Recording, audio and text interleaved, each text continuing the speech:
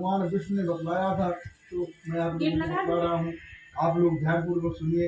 एक समय की बात है, योगी नारद जी अनेक लोकों में भ्रमण करते हुए इस मृतलोक में आते हैं। यहाँ नारद जी आकर क्या देखते हैं कि समस्त मनुष्य नाना प्रकार की योनियों में जन्म लेकर के नाना प्रकार के कष्ट उठा रहे हैं। उनको कष्ट उठाते देख करके नारद जी के मन में बड़ा दुख होता है कि ये सभी कैसे इनका कष्ट दूर हो। मन में विचार उत्पन्न हुआ, भगवान विष्णु के पास चला जाए, वहीं मन की इच्छाएं पूरी होगी। भगवान विष्णु के पास नारद जी पहुंचते हैं।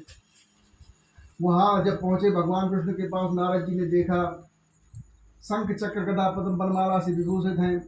शुक्ल वर्ण भगवान नारायण का दर्शन करके उनकी स्तुति करते हैं, वंदना करते हैं और कहते हैं कि हे प्रभु, वाणी और मन से परे स्वरूप वाली, अनंत शक्ति संपन्न, आदि मध्य अंत से रहित, निर्गुण और सकल कल्याण में गुण गणों से संपन्न, स्थावर निखिल सृष्टि प्रपंच के कारण भक्तों की पीड़ा को हरण करने वाले, आपको मेरा बार बार प्रणाम है।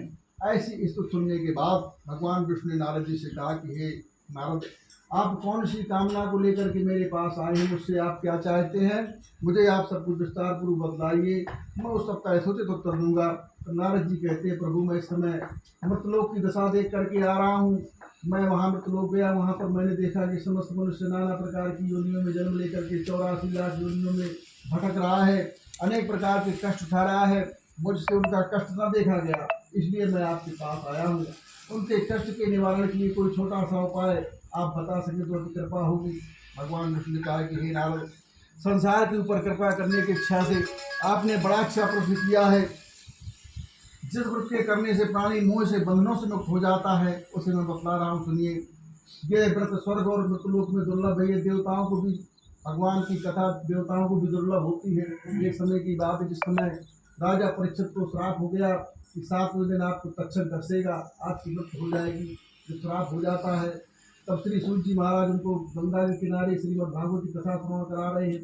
समस्त देवता अमृत लेकर के उनके पास पहुंचते हैं और कहते हैं, महाराज ये अमृत राजा परीक्षित को पिला दीजिए और ये कथा रूपी अमृत हमको पान करा दीजिए। व्यास जी हंसे और बोले कि राम नाम मर्दी धर, जय देहरी द्वार, और तुलसी भीतर बाहर जो चाहे हो यार। ये कथा रूपी अमृत आप लोगों को दुर्लभ है, इसलिए मनुष्य योनि में ही कथा रूपी अमृत प्राप्त हो सकता है। आपके प्रेम के कारण मैं बतला रहा हूँ। इस समय सुनिए, अच्छी प्रकार के विधान से भगवान सत्यनारायण का व्रत करके मनुष्य शीघ्र ही सुख प्राप्त करके परलोक में मोक्ष प्राप्त कर सकता है। भगवान के ऐसे वचनों को सुनकर नारद जी ने कहा, प्रभु इस व्रत को करने का फल क्या है, विधान क्या है, कब करना चाहिए, किस समय करना चाहिए, कैसे करना चाहिए, मैं इस विषय में बिल्कुल अनभिज्ञ हूँ, मुझे कोई जानकारी नहीं है, आप मुझे सब कुछ विस्तार पूर्वक बतलाइए। तब भगवान कह रहे हैं कि भगवान सत्यनारायण का व्रत है, दुख शोक आदि का शमन करने वाला, धन धान को बढ़ाने वाला, सौभाग्य को देने वाला, संतान को देने वाला है। जिस किसी से मनुष्य की श्रद्धा हो, भक्ति और श्रद्धा को समान रखती हो, भगवान सत्यनारायण का व्रत करे। सायकाल सुबह जब भी फुर्सत मिले, अवकाश मिले, तब भी परिवार को बुलाए, ब्राह्मण को बुलाए, सबके साथ मिलकर के भगवान की कथा को श्रवण करे, पूजन करे। इसके बाद भोग के रूप में उत्तम खाने पदार्थ भगवान को सवाया मात्रा में अर्पण करे। केले का फल, घी, दूध, गेहूँ का आटा न हो, चावल के आटे की पंजीरी बनावे, शक्कर या गुड़ मिलावे, सवा सेर से सवा मतलब जैसी श्रद्धा हो वैसा प्रसाद बनाकर भगवान को अर्पण करे, भोग लगावे, प्रार्थना करे। परिवार के साथ भगवान की कथा को सब लोग मिल करके श्रवण करें, ब्राह्मण को दक्षिणा दे, सब लोग मिल करके प्रसाद ग्रहण करें। भक्तिपूर्वक प्रसाद ग्रहण करके प्रसाद खा के सब लोग नाच गाना कीर्तन आदि भगवान का स्मरण करें।